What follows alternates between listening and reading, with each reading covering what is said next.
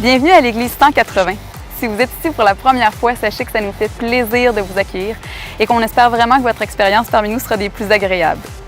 Aujourd'hui, vous allez entendre un discours simple et actuel au sujet de la Bible. Vous pourrez aussi apprécier une musique positive, contemporaine, imprégnée de foi et d'espoir, le tout dans une ambiance décontractée, tout en savourant un bon café. Les dimanches matins, nous offrons aussi un service à l'enfance afin que vos enfants aient du plaisir, soient en sécurité et que vous ayez l'esprit tranquille tout au long de l'événement. Pour ne rien manquer, suivez-nous sur notre page Facebook ou visitez notre site Web. Au nom de toute l'équipe de l'Église 180, bonne rencontre!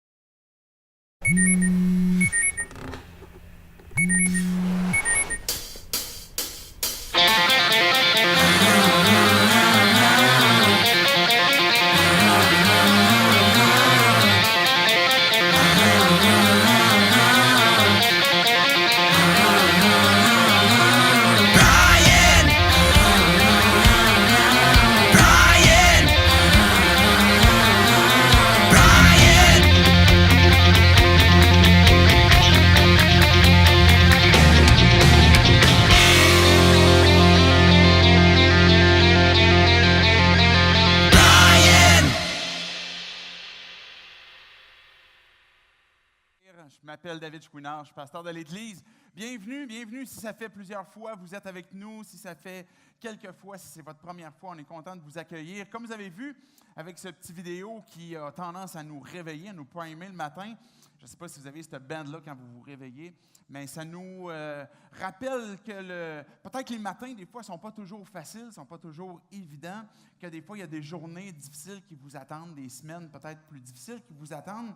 Et la série dans laquelle on a commencé, Playlist, qui est sur les psaumes, on va ajuster le son tranquillement, inquiétez-vous pas, et on est en train de voir justement les diverses tunes ou les divers chants que l'on a dans la Bible qui sont répertoriés dans les psaumes et qui étaient finalement des chants, comme on a vu dans les derniers discours, les discours précédents, qui ont été finalement laissés par des hommes, des femmes, qui sont comme vous, comme moi, qui ont des vraies émotions, des vraies pensées, des vraies journées, eux autres aussi, des vraies semaines, et qui ont voulu montrer à travers, finalement, leur chant, comment est-ce qu'ils ont interpellé Dieu, des fois avec les plus beaux des sentiments, des fois avec les sentiments les plus négatifs, des fois avec les doutes, des fois avec du courage. Et l'étude qu'on voit à travers les psaumes est justement une occasion pour nous de voir comment est-ce qu'on peut s'approcher de Dieu et de découvrir de plus en plus qui est Dieu?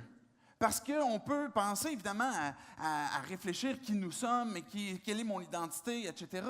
Mais si j'ai cette curiosité à l'égard de Dieu, si j'ai cet intérêt à l'égard de Dieu, et que peut-être j'ai cette ouverture d'esprit à considérer que peut-être Dieu est le créateur de l'univers, peut-être que Dieu est mon créateur, ou peut-être que vous êtes ici et vous dites, ben oui, moi c'est ce que je crois, que Dieu m'a créé à son image, mais que je veux le découvrir de plus en plus.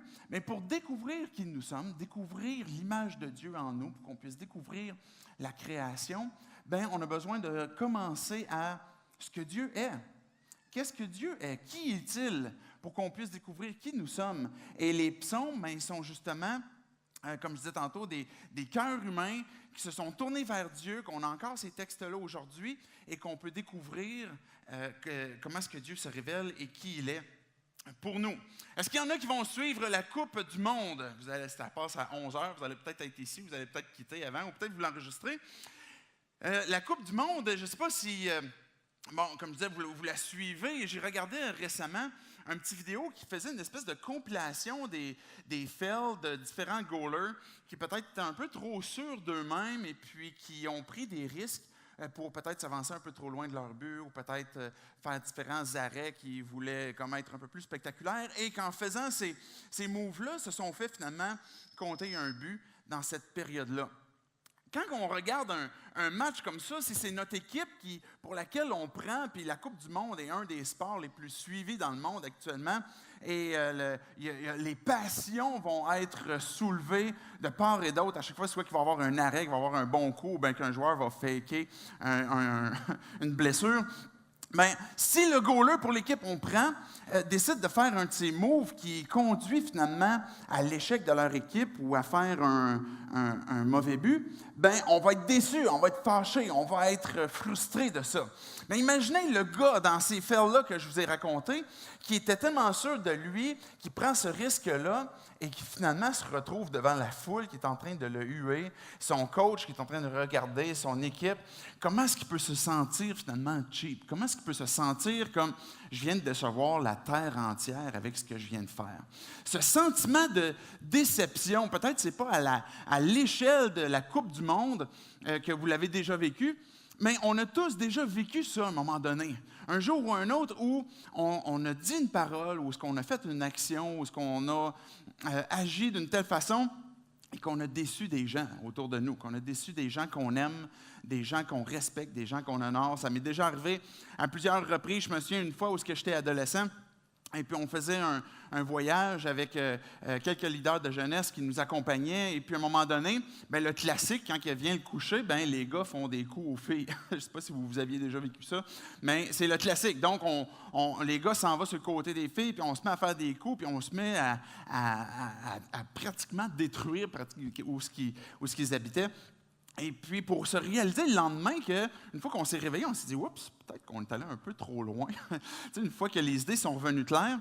Et puis, quand que nos leaders de jeunesse ont vu ce qu'on avait fait, là, la honte est arrivée où ce qu'on ne voulait pas avouer. La plupart d'entre nous ont avoué. J'ai fait partie de ceux qui n'ont pas avoué, et je le fais aujourd'hui, mais qui n'ont pas avoué parce que j'avais trop honte.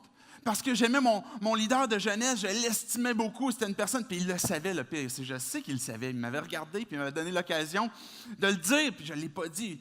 Et on a ce sentiment à un moment donné où on déçoit des gens. Et quand on a déçu quelqu'un, puis on a peur de revenir devant cette personne-là, on a cette question à savoir, est-ce que la personne va vraiment être accueillante? Est-ce que la personne va être disponible à recevoir ce que j'ai à lui dire, à lui confesser, à dire que, regarde, c'est moi qui l'ai fait, puis je regrette ce que j'ai fait. On a cette crainte qui nous habite. Et quand on transpose ça devant Dieu, peut-être que vous avez ce sentiment qu'un jour, vous avez déçu Dieu. Peut-être que vous avez ce sentiment présentement où ce que vous dites, j'ai l'impression que j'ai déçu Dieu ou que je suis en train de le décevoir présentement. Et que vous vous demandez, mais maintenant, est-ce que Dieu va m'accueillir? Est-ce que Dieu est encore disponible? Et cette question-là, même si ça fait des années que vous êtes habitué avec l'Église, que vous dites que vous lisez la Bible, vous suivez Jésus, vous avez encore intérieurement cette crainte. J'ai encore intérieurement cette crainte et de moins en moins, plus on découvre qui est Dieu, mais on a cette crainte de jusqu'à quel point Dieu est disponible. Si tu as cette curiosité, puis tu te poses la question, est-ce que je peux venir à Dieu? Et puis, de quelle façon est-ce que je peux le faire? Mais là, peut-être que tu es dans le dilemme à savoir, là, il faut tout que je règle ma vie d'avance, il faut que je règle mes trucs pour après ça pouvoir venir me présenter à lui puis pouvoir solliciter son aide. On a cette même question, à savoir, est-ce que Dieu est disponible? Si j'ai mal parlé, j'ai sacré toute la veille, toute la semaine, est-ce que je peux venir prier Dieu? Si j'ai mal agi hier, maintenant, est-ce que je peux venir à l'Église? Est-ce que je peux lire ma Bible? Est-ce que je peux... Et cette approche envers Dieu, elle est souvent restreinte à cause du sentiment que l'on a devant Dieu, comme quoi on l'a déçu. La culpabilité est un sentiment qui est poche, un sentiment qui est pas intéressant à vivre. Et quand on a ce sentiment qui nous vient à l'esprit, mais rapidement, notre réflexe, c'est de juste passer la POC à quelqu'un d'autre. C'est juste de « Ah, mais tu sais, c'est plus de sa faute, en fait. » Puis on va essayer de donner la responsabilité à un autre pour ne pas avoir à porter la culpabilité. Et c'est ce que le psaume 51 ce matin, qu'on va lire, va nous interpeller. Que Dieu est disponible. Que Dieu, et j'aurais pu employer un mot plus religieux. Je vais vous le dire pour que vous puissiez comprendre, parce que vous allez lire la Bible, vous lisez peut-être déjà la Bible, vous allez tomber un jour ou l'autre sur ce mot-là, qui est miséricordieux. Dieu est miséricordieux. J'ai employé le terme disponible pour qu'on puisse saisir ce sentiment qu'on peut avoir à l'égard de Dieu, où Dieu se révèle et se montre comme étant disponible. que Dieu est miséricordieux, c'est-à-dire qu'il est prêt à nous accorder sa faveur. Et ça, on peut appeler la grâce de Dieu quand il nous accorde sa faveur, et la miséricorde quand que Dieu nous accueille même dans un contexte où on ne le mérite pas. Vous me suivez? Donc, si je fais quelque chose et que je mériterais, par exemple, d'obtenir une conséquence, d'obtenir une discipline quelconque, puis que Dieu il m'accueille, mais il est en train d'exercer sa miséricorde. Et la Bible dit que la miséricorde de Dieu dure pour toujours, jusqu'à 1000 générations. Donc, c'est ce qu'on peut découvrir ce matin à travers le psaume 51, que je vais vous expliquer en fait comment est-ce qu'on va faire ça. Fort probablement qu'on va y aller en 2 parties, c'est-à-dire que la première partie aujourd'hui, puis la deuxième partie la semaine prochaine, mais je vais m'assurer que pour les 2 parties, si vous n'avez pas l'occasion de suivre les 2, que on va avoir suffisamment d'éléments quand même dans chacune de ces parties-là pour qu'on puisse découvrir qui Dieu est à travers le psaume 51. Fait que je vais prier en commençant pour qu'on puisse placer nos cœurs devant Dieu, pour que chacun d'entre nous, on ait l'occasion de tout simplement se montrer transparent devant Dieu et que lui puisse venir nous parler à chacun d'entre nous. Dieu, on vient devant toi pour te dire merci. Merci pour la Bible, merci pour ce psaume, ce chant que tu nous as laissé et qui va nous révéler, Dieu, comment est-ce que des fois, dans des situations qui ne sont pas faciles, des situations où on se sent honteux, où on se sent coupable, où on sait qu'on t'a déçu, mais comment est-ce que tu démontres encore qui tu es? Mais aussi comment est-ce qu'on peut s'approcher de toi.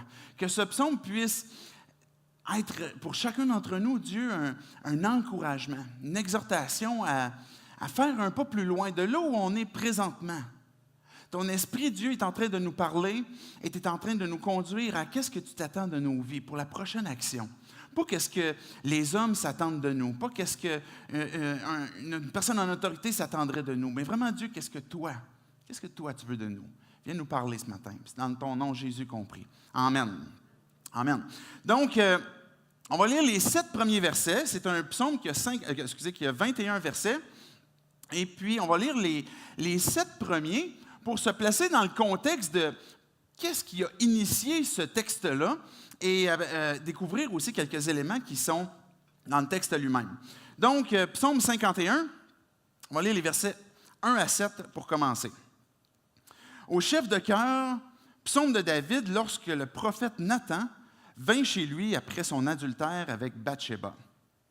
Ô Dieu, fais-moi grâce conformément à ta bonté, conformément à ta grande compassion. Efface mes transgressions.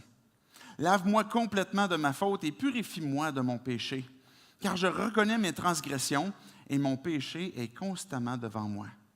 J'ai péché contre toi seul. J'ai fait ce qui est mal à tes yeux. C'est pourquoi tu es juste dans tes paroles, sans reproche dans ton jugement. Oui, depuis ma naissance, je suis coupable. Quand ma mère m'a conçu, j'étais déjà marqué par le péché. On va arrêter là pour l'instant. Voici ce que David est en train de compter, est en train d'exprimer à Dieu à travers le psaume 51. Le psaume, il commence en disant « Psaume de David ». David a écrit ce chant. On connaît David pour un gars qui jouait de la harpe. Je ne sais pas de quelle grosseur il pouvait avoir. Il jouait de différents instruments. Et puis, il avait confié ce chant-là au chef de chœur. Maintenant, le contexte nous rappelle que quand David a écrit ça, c'est au moment où Nathan est venu cogner à sa porte pour lui rappeler son adultère avec Bathsheba. Peut-être que vous ne connaissez pas cette histoire-là. Peut-être que vous ne connaissez pas David. Peut-être que vous connaissez l'histoire, mais quand on se la rappelle ou quand on la découvre, il y a plein d'éléments intéressants qui sont importants pour nous de découvrir, même si ça date depuis plusieurs années.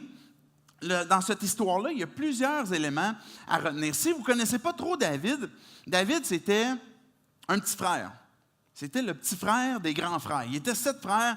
Il était le plus petit, le plus méprisé, et puis pas très populaire au tout début. Le gars, il gardait des moutons, et puis il s'occupait justement des brebis. Et puis à un moment donné, il y a un prophète qui est venu. Un prophète était celui qui exerçait un peu ce rôle pour venir apporter ce que Dieu avait à dire sur le peuple, par exemple, le peuple de Dieu. Et puis il est venu vers David, et puis il l'a oint.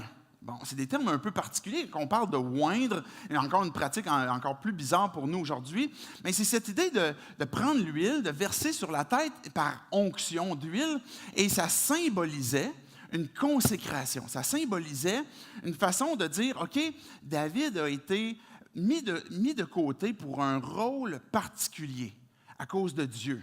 On a francisé ce mot-là, oint, par Messie. Donc, quand on parle de Jésus-Christ, Jésus oint, Jésus le Messie, on va dire Jésus-Christ. Donc, c'est tous des synonymes entre oint, Messie et Christ.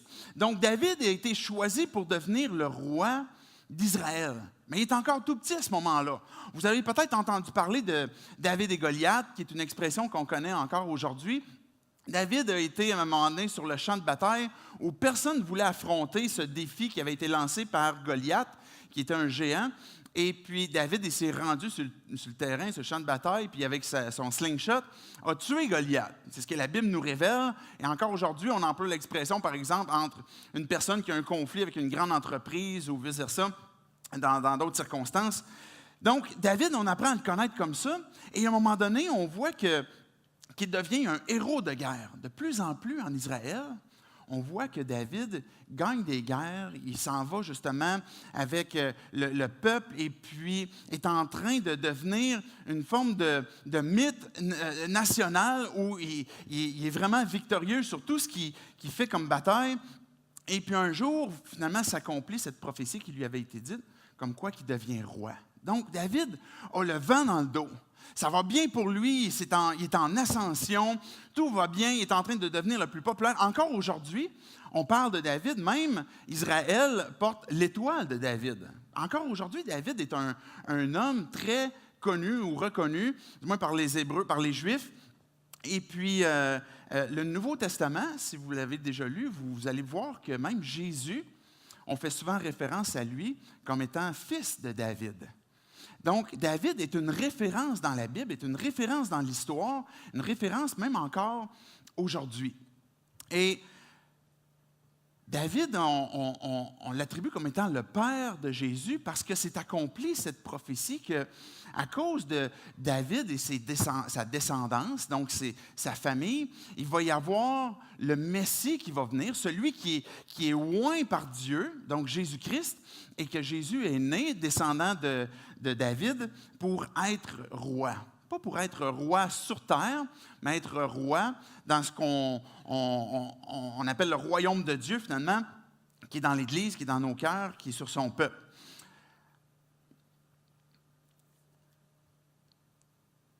Les pires chutent, souvent. Les pires débarques se produisent souvent en période d'ascension, quand tout va bien, quand on a le vent dans le dos. Pas quand on est en période d'opposition, où c'est difficile, où on est en train de vivre des épreuves. Bien, l'histoire qu'on est en train de voir, que le chapitre 51 est en train de nous dire, voici le contexte dans lequel ça a été écrit. Bien, David, il était en ascension. David, ça va bien dans sa vie. Tout est sous contrôle. Et puis, il s'apprête à prendre la pire des débarques de sa vie qu'on parle encore aujourd'hui.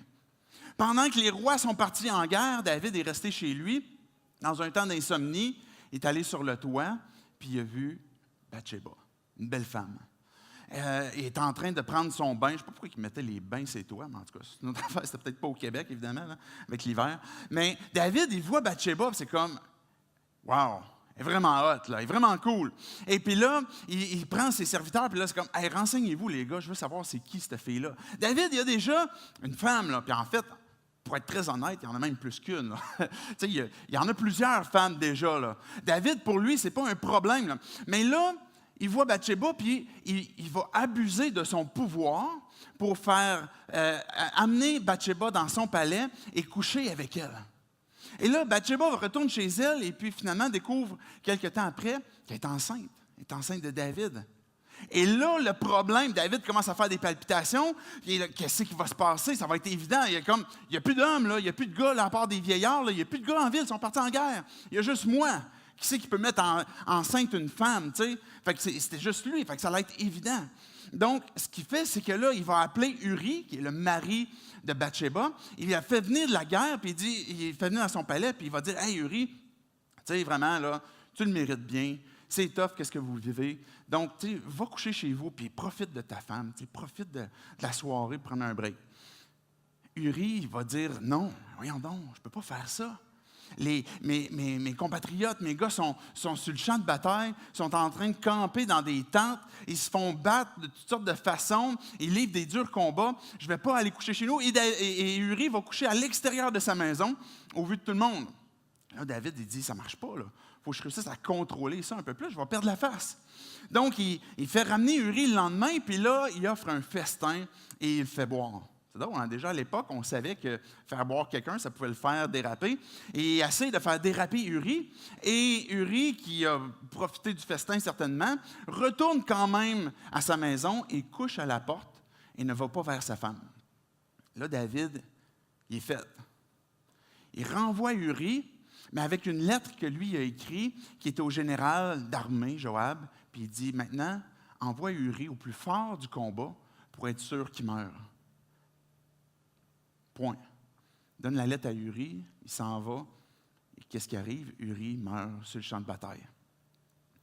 Et là, tout d'un coup, tout est sous contrôle. David a réussi à rattraper toutes les pots cassés, à remettre ça ensemble et à contrôler la circonstance, à ne pas trop perdre la face. Même s'il y avait des gens, parce qu'il y a des serviteurs qui le savaient, même si Joab le savait, qu'est-ce qu'on fait à ce moment-là? Bien, on se ferme les yeux, on se bouche les oreilles, puis on ne dit rien. On fait semblant de rien. Et on garde ça caché. Mais dans ce texte qui est historique, quand je dis un texte historique, ça veut dire que le texte nous révèle l'histoire. Et quand on lit des textes historiques dans la Bible, ben, ce qui est difficile des fois, c'est qu'on n'a pas toujours le verdict divin de comme, OK, je lis l'histoire, puis là, OK, Dieu va pouvoir intervenir comme, en passant, je ne suis pas d'accord avec ce qu'il vient de faire. Là. En passant, ça, je suis d'accord avec ça. Et on n'a pas toujours ces éléments-là. Et c'est pour ça que des fois, les textes historiques nous laissent perplexes, à savoir si c'est vraiment ça que Dieu veut. Mais dans ce contexte-là de 2 Samuel 11, le tout dernier verset, il y a une petite phrase qui nous est dite. Dans 2 Samuel 11, 27, ça dit « Ce que David avait fait déplut à l'Éternel. » Il y avait une personne qui avait vu, qui savait ce qui s'était passé, et ce n'était pas juste que d'avoir couché avec Bathsheba, mais c'était d'avoir tué son mari pour prendre cette femme-là maintenant. Et là, c'est là qu'on arrive au tout premier verset du chapitre 51, la visite du prophète Nathan. Un autre prophète, pas Samuel. Nathan qui arrive, et Nathan, il arrive et puis il raconte cette histoire. « Hey David, il y a peut-être eu un blabla des coutumes là, de discussion, puis hey, je vais te conter une histoire. » Mais en fait, il ne le présente pas tant comme une histoire, il le présente un peu comme un fait à juger puis à intervenir. Parce que David, étant roi, doit juger certaines circonstances. Et puis là, Nathan va lui dire, il y a un gars là, qui avait un troupeau immense de brebis, de bœufs, et puis il y avait un voisin qui, lui, il avait rien. Puis la seule chose qu'il y avait, c'était une brebis. Et puis, il en prenait soin comme sa fille, il donnait à manger, il la faisait coucher dans sa maison, et puis il l'aimait beaucoup. Et l'homme qui était riche, qui avait un grand troupeau immense, a décidé, à un moment donné, parce qu'il voulait faire un gigot d'agneau pour de la visite, il est allé prendre la brebis du gars qui en avait juste une, puis il l'a cuisinée, puis il l'a donnée à sa visite. Et là, David, il capote. C'est qui ce gars-là?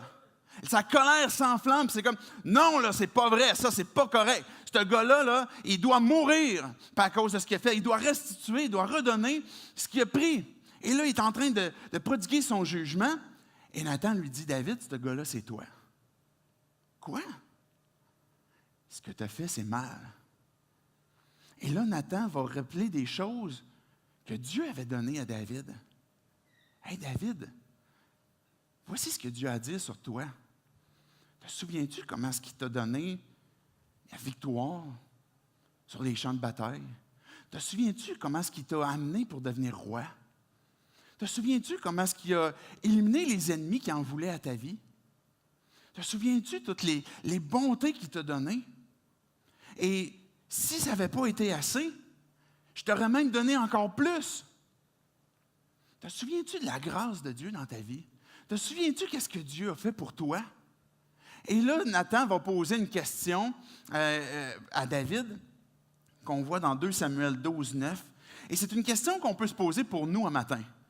Peut-être que la thématique, justement, du mal et du péché peut nous sembler négative, bien, nous conduit ultimement à ce qu'on est en train de voir, à ce que Dieu est disponible. Et s'il envoie un Nathan, s'il envoie un prophète, et encore pour nous aujourd'hui, si Dieu intervient d'une quelconque façon pour venir nous rencontrer, pour venir nous parler, comme Dieu est venu pour rejoindre Adam qui se cachait dans le jardin. Si vous connaissez l'histoire, une fois qu'Adam et Ève avaient péché, ils se cachaient. Puis c'est Dieu qui est intervenu, c'est Dieu qui est venu encore au-devant, comme il est en train de le faire avec David. Et la question que Dieu va poser à David, « Pourquoi donc as-tu méprisé la parole de l'Éternel en faisant ce qui est mal à mes yeux? » Pourquoi est-ce que tu as méprisé la parole de l'Éternel? Parce que la parole de l'Éternel est ce qui divise entre ce qui est bon et ce qui est mal. Et pourquoi, David, est-ce que tu as méprisé ça? Pourquoi est-ce que tu as choisi le mal, ce qui est à mes yeux? On est en train de découvrir ce que Dieu est. Et si vous dites que Dieu est bon, bien nécessairement, ça implique qu'il y a du mal. Parce que ce qui n'est pas bon est mal à ses yeux. Et si on dit que Dieu est juste, ça veut dire que son jugement est juste. Et c'est ce qu'on souhaite de n'importe quel juge. On souhaite que son jugement soit juste. Maintenant, David, il se fait poser cette question-là à ses yeux. Pourquoi est-ce que tu as fait le mal à mes yeux? Et le jugement que David avait prodigué, que ce gars-là devait mourir, Dieu ne l'a pas exercé sur David. Il lui a fait miséricorde. Mais ce qu'on peut découvrir peut-être dans ce contexte-là, qu'on est en train de voir à travers l'histoire de David, puis qui l'a conduit au psaume 51, bien, c'est le schéma qui nous éloigne de Dieu. Peut-être que tu as déjà placé ta foi en Jésus, tu as décidé de suivre Jésus, puis de faire de Jésus ton sauveur et ton Seigneur, et ça peut t'arriver encore de manquer, de pécher, de faire le mal, de faire ce qui est mal aux yeux de Dieu. Et ce schéma-là est toujours le même.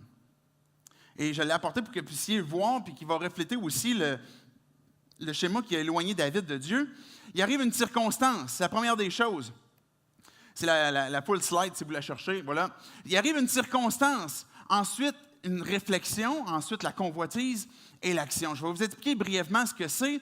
La circonstance que Dieu est en train de... Ce qu'on est en train de découvrir, c'est qu'à un moment donné, il va arriver des circonstances dans vos vies où vous allez être exposés au bien et au mal.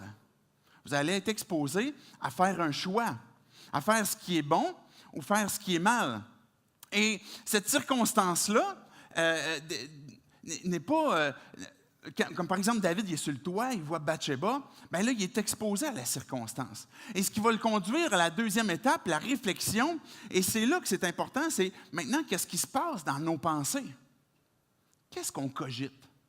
Quelles sont les vérités qui sont là? Et quels sont les mensonges qui commencent à s'infiltrer? Et là, il y a un travail de réflexion. Qu'est-ce que je vais faire avec cette circonstance-là? Qu'est-ce que je vais faire avec mon désir de prendre Bathsheba, par exemple? Qu'est-ce qui va arriver avec mon désir de ne pas vouloir dire la vérité, d'être orgueilleux ou de vouloir être hypocrite, de vouloir cacher la vérité ou de vouloir posséder quelque chose qui n'est pas à moi? Mais là, tout d'un coup, il va y avoir la réflexion. Et cette réflexion-là, bien, c'est là que ça commence. C'est toujours dans les pensées. Et ensuite va arriver ce qui est l'étape qui est péché, la convoitise. Maintenant qu'on a fait une forme de réflexion, on oriente notre réflexion vers ce qu'on sait qui n'est pas la volonté de Dieu. Et que même si tu ne connais pas la Bible, Dieu a placé dans ton cœur, dans ta conscience, une compréhension de ce que c'est le bien et le mal. Et même sans connaître la loi de Dieu, il y a une loi dans ton cœur, qui est cette loi morale, qui sait que ce n'est pas correct de prendre la femme d'un autre, prendre le chum d'un autre, prendre le bien d'un autre, ou de mentir, ou peu importe. Tu ressens cette vérité-là, et maintenant, quand on convoite, bien, on est en train d'orienter, comme je disais, nos pensées vers ce qu'on sait être mal. C'est la raison pour laquelle Jésus il disait, bien, le gars qui fait juste imaginer la femme coucher avec elle sans l'avoir fait en action, bien, il a déjà péché. Donc, nos pensées sont pour Dieu, sont déjà en train d'aller à l'encontre de sa volonté et qui finalement conduit à la dernière étape, qui est l'action. Et David, en poursuivant sa réflexion dans sa convoitise, mais ça mène un jour ou l'autre à l'action. Si tu as présentement une circonstance dans ta vie qui t'emmène une réflexion à savoir qu'est-ce que tu vas faire, bien, tu as une prise de décision qui doit se faire là, à ce moment-là, dans ta réflexion, avant de poursuivre vers quelque chose qui serait de la convoitise. Et être tenté comme tel n'est pas mal en soi. Jésus a été tenté. Jésus a été exposé à une circonstance qui aurait pu l'amener à gauche ou à droite. Mais Jésus, étant tenté, n'a pas convoité, n'a pas péché, n'a jamais péché. C'est la raison pour laquelle il peut prendre notre place et nous déclarer juste. On va voir ça tantôt. Donc, la tentation est cette occasion que tu as maintenant de faire le bien ou le mal. Et il faut fuir la tentation. Pensez-vous pas plus fort? Je ne peux pas me penser plus fort que ce que je suis si je suis dans une réflexion où ce que je peux lutter avec la tentation. Un jour ou l'autre, ça finit par me pogner. J'aimerais qu'on se pose la question, avant qu'on poursuive avec le psaume 51, pourquoi est-ce qu'on tarde? Combien de temps il s'est passé entre le moment où David a couché avec Bathsheba et le moment où Nathan est arrivé? Ben, c'est pas dit, on ne le sait pas exactement. Ben, on le sait que pour savoir qu'elle, s'y était enceinte, ça y prenait au moins comme à peu près 7-8 semaines. Là. Ça, c'est à notre époque. Aujourd'hui, on le sait assez tôt. Je ne sais pas si eux, il y avait des techniques plus modernes pour savoir à quel moment elle était enceinte, mais suffisamment pas assez enceinte pour que Uri puisse revenir et rien découvrir, selon le plan de David, mais suffisamment enceinte pour qu'elle sache qu'elle est enceinte. Donc, pourquoi David a attendu ce temps-là? Pourquoi on reste dans une période de latence? Pourquoi est-ce que si j'agis mal et que là, je sais que je viens de décevoir quelqu'un, je viens de décevoir Dieu, pourquoi est-ce qu'on attend? Pourquoi est-ce qu'on laisse ce péché ou ce mal qu'on a fait nous prendre du temps? Il peut y avoir différentes raisons. Et ces raisons-là, vous les connaissez si vous y pensez.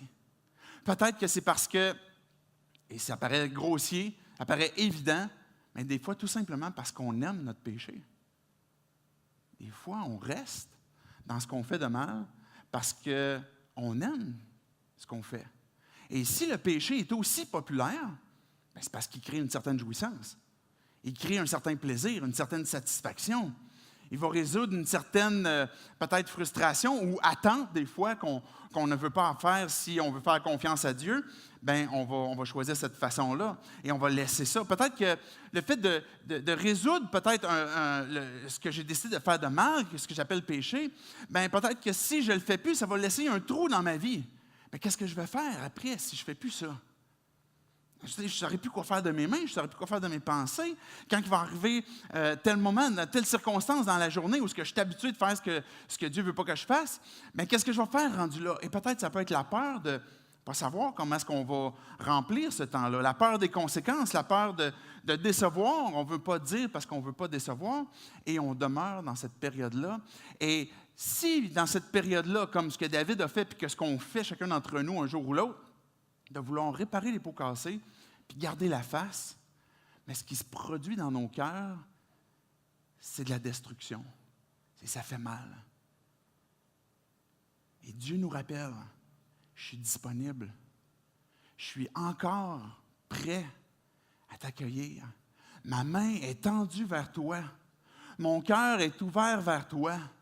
Et que si tu n'en es pas convaincu, la croix de Jésus, ce Messie qui a été choisi par Dieu, qui nous a été donné, révèle comment est-ce que Jésus est celui qui est disponible à nous accueillir, disponible à te pardonner, disponible à ce que tu puisses te repentir.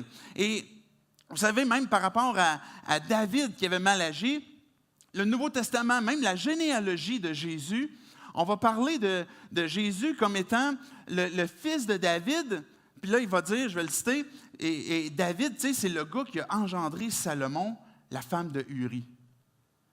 Même dans la généalogie de Jésus, on rappelle cet écart de conduite de David, mais pour rappeler encore une fois, pas juste comment est-ce que David, comment est-ce qu'il a été mauvais, puis comment est-ce qu'il a manqué, mais comment est-ce que la grâce de Dieu, la bonté de Dieu a fait en sorte que même à cause de cet échec-là, ce déboire-là de David, Dieu maintenant a utilisé ça pour donner un fils qui plus tard est devenu Salomon, un roi qui a été immensément sage et riche, et beaucoup de femmes aussi, mais qui a été le père finalement de cette lignée encore qui a conduit jusqu'à Jésus. Et même dans la généalogie de Matthieu qu'on voit pour Jésus, on a cet écart de conduite de David qui nous rappelle que Dieu a donné sa grâce. Je vais relire les versets 3 à 7, parce que j'utilise un mot depuis tantôt qui peut-être grince à vos oreilles. Regardez bien. « Ô Dieu, fais-moi grâce conformément à ta bonté. Conformément à ta grande compassion, efface mes transgressions. » En passant, ce verset-là, la semaine prochaine, on va revenir sur une promesse que Dieu avait déjà dite dans le passé et que David est en train de soulever en disant, « Tu sais, Dieu, tu avais déjà dit ça. Maintenant, je veux saisir ta promesse pour ma vie. » On va revenir là-dessus la semaine prochaine, mais ce que David est en train de parler, c'est « Efface mes transgressions. » Verset 4, « Lave-moi complètement de ma faute et purifie-moi de mon péché. Car je reconnais mes transgressions et mon péché est constamment devant moi. » On essaie de cacher notre péché devant Dieu, mais ultimement, il est constamment devant nous. Verset 6, « J'ai péché contre toi seul. J'ai fait ce qui est mal à tes yeux. C'est pourquoi tu es juste dans ta parole, sans reproche dans ton jugement. Oui, depuis ma naissance, je suis coupable. Quand ma mère m'a conçu, j'étais déjà marqué par le péché. » Un homme a dit un jour, à un moment donné, « Le péché est l'aspect le plus controversé du christianisme et celui qui se vérifie facilement à la lecture du journal quotidien. » On va parler du péché comme étant, mais c'est tellement archaïque. C'est tellement vieux jeu. Oui, on péché aussi, que tu es allé pêcher ça, ce mot-là. C'est comme un vieux jargon religieux dans la Bible pour faire peur au monde, dans le but qu'ils aient peur d'aller en enfer, pour que s'ils font suffisamment de bien et donnent assez d'argent à l'Église, ils vont peut-être pouvoir avoir moins peur. Vous me suivez? Des fois, c'est peut-être ça notre pensée. En tout cas, dans notre société, peut-être plus dans notre génération aujourd'hui, mais il n'y a pas si longtemps, c'est ce qu'on pensait du péché. C'est archaïque, ça n'a plus rapport, c'est quelque chose qui est dans la Bible. Et puis, c'est quoi ce lien-là, finalement? Tu sais, si moi j'ai un intérêt avec Dieu, est-ce que si je vais dire que Dieu est bon, puis que Dieu veut me sauver, que Dieu veut que j'aille au ciel, est-ce qu'on va parler du péché, de transgression, de mal et de bien? Mais la réponse est oui. La réponse est oui.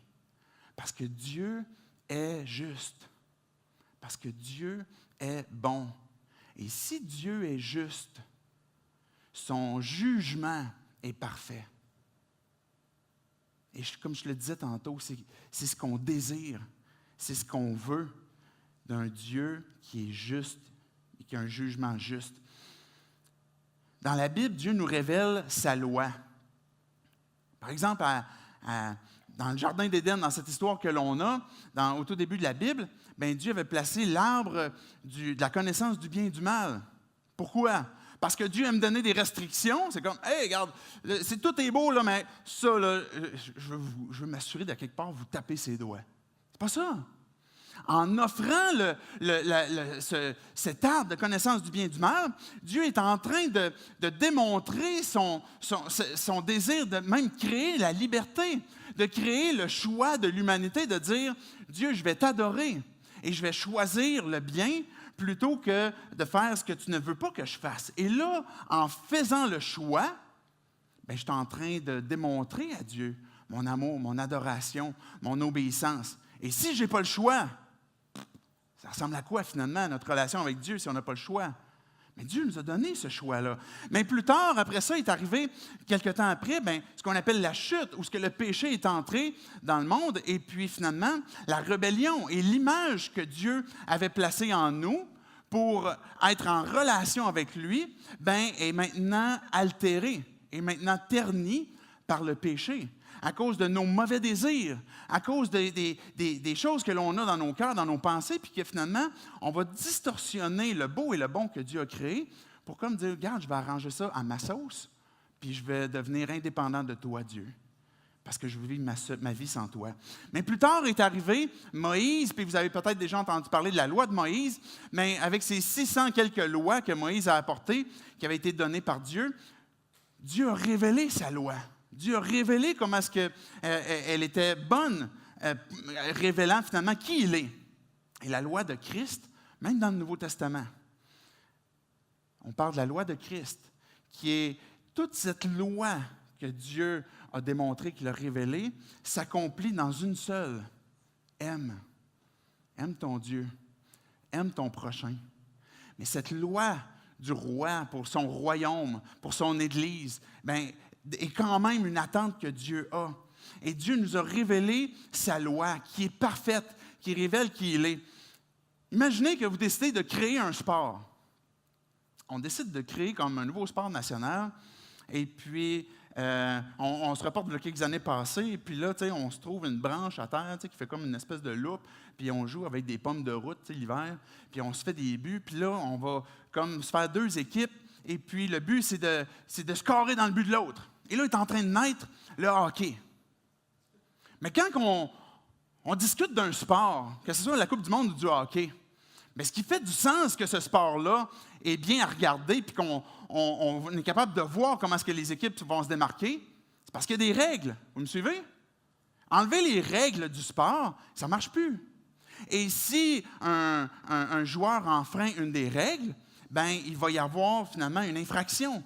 Que ce soit, par exemple, une société, que ce soit une entreprise, que ce soit un sport, pour qu'il y ait ce fonctionnement-là, il va y avoir des règles pour que ça puisse bien fonctionner. Mais quand on se transporte finalement au niveau divin, la loi que Dieu nous a révélée est en train de révéler comment est-ce que Dieu est parfait, comment est-ce que Dieu est juste. Et ultimement, finalement, cette loi-là nous révèle non seulement la justice de Dieu, mais notre injustice, notre manque par rapport à la loi. Et là, peut-être que tu dis, je savais que c'était ça, finalement, à pogne. C'était de me montrer comment est-ce que je manquais à quelque part, comment est-ce que, peut-être mon but, c'était de me montrer comment est-ce que j'y arrive pas. C'est vrai, puis c'est pas vrai.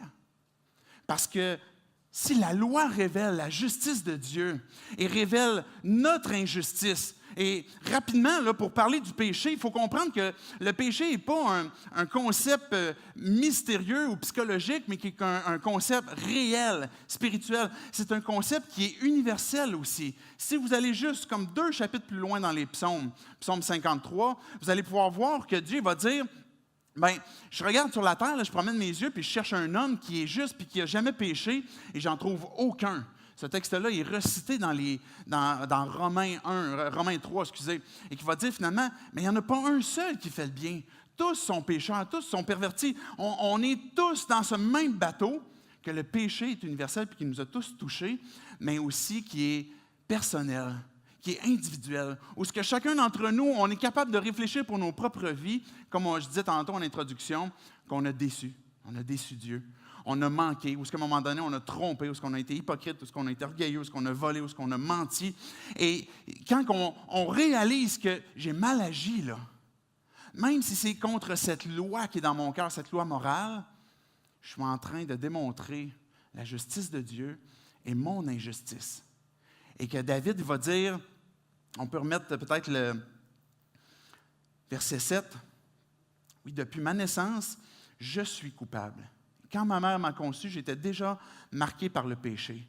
Et David n'est pas en train de dire, je vais me justifier, regarde, c'est de même pour tout le monde, puis regarde, tant pis, fait que Dieu va passer comme l'éponge là-dessus.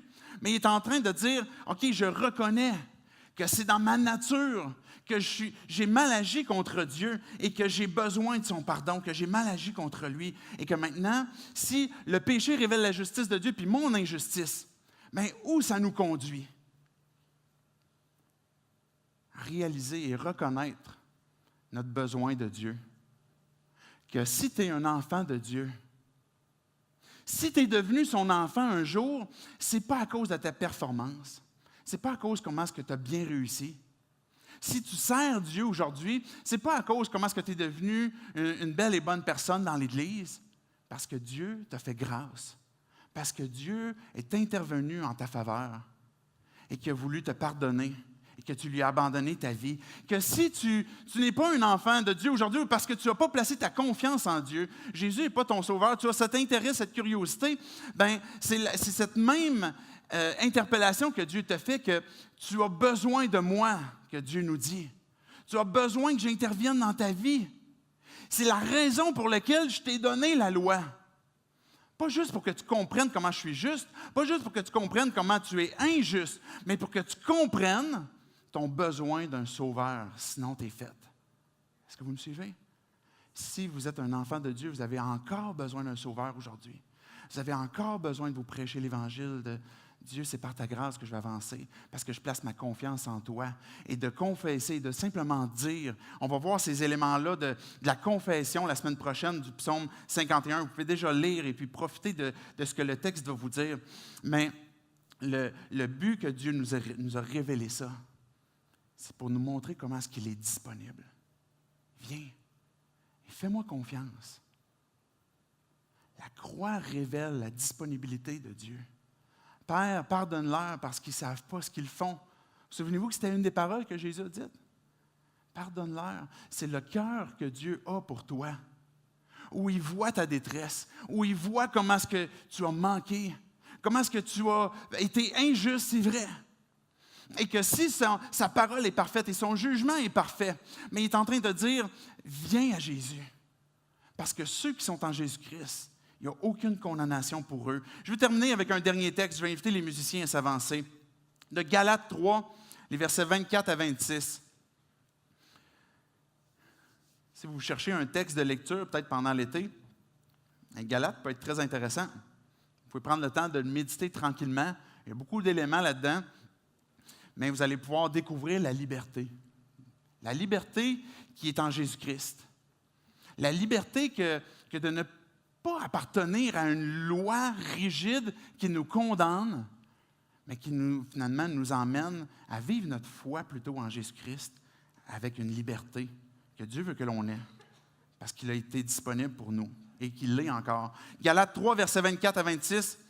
« Ainsi la loi a été le guide chargé de nous conduire à Christ, afin que nous soyons déclarés justes sur la base de la foi. Depuis que la foi est venue, nous ne sommes plus soumis à ce guide. Vous êtes tous fils de Dieu par la foi en Jésus-Christ. » Ce que ce texte-là est en train de nous dire, c'est que dans d'autres traductions, on va dire que la loi est un pédagogue. Elle est là pour nous amener à réaliser notre besoin de Jésus-Christ. Ainsi, la loi était le guide chargé de nous conduire au Messie, à celui qui devient notre roi, celui qui devient notre sauveur, afin que nous soyons déclarés justes. Et ça, c'est un terme théologique extrêmement important aussi. Parce que tu n'es pas devenu, à force de pratique de ce que tu fais, tu n'es pas devenu juste. Mais Dieu, ce qu'il a fait, c'est qu'en prenant ta place, Jésus t'a donné sa justice et il a pris ta condamnation. Et c'est la raison pour laquelle il est mort à la croix. Et encore aujourd'hui, si tu es son enfant, Dieu t'a déclaré juste. Et puis il s'attend que tu vives comme un enfant de Dieu justifié, que tu saisisses encore ses promesses, comme David le faisait tantôt, que je disais qu'il a dit, voici une promesse que tu as dit, je veux la vivre pour mon cœur. Et quand que Dieu nous déclare juste, c'est parce qu'il nous a fait ce don, ce cadeau, cette miséricorde, cette disponibilité pour dire, maintenant, tu es juste. Imaginez le juge qui dit ça sur ta vie. Parce que tu es venu à lui, parce que tu es venu à la croix et tu lui as dit, je sais Dieu que devant toi, je suis injuste et que j'ai manqué et que je suis faite et que je ne peux rien faire pour me justifier parce que tu le vois. Mon péché est devant toi, j'ai péché contre toi. Mais Jésus, j'ai besoin de toi.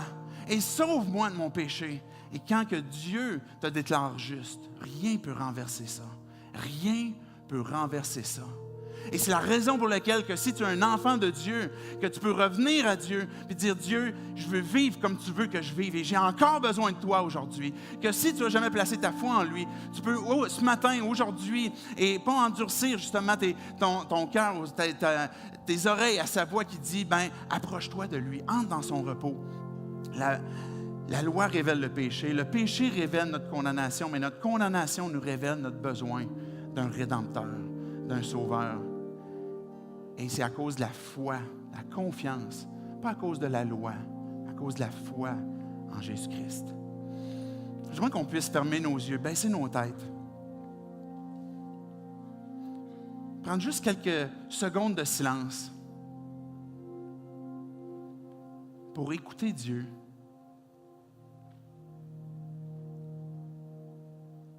dans votre cœur, dans vos pensées, vous pouvez lui parler aussi.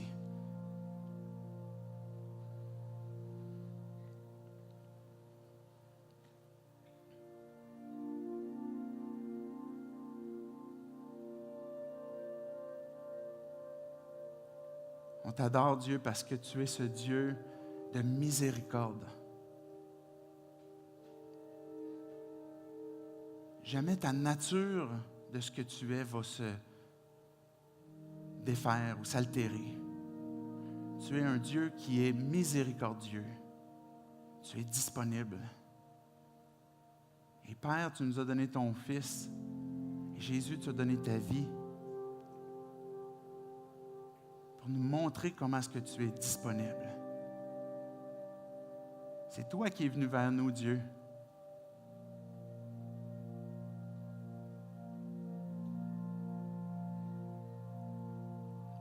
Ce matin, Dieu, on ne veut plus se cacher.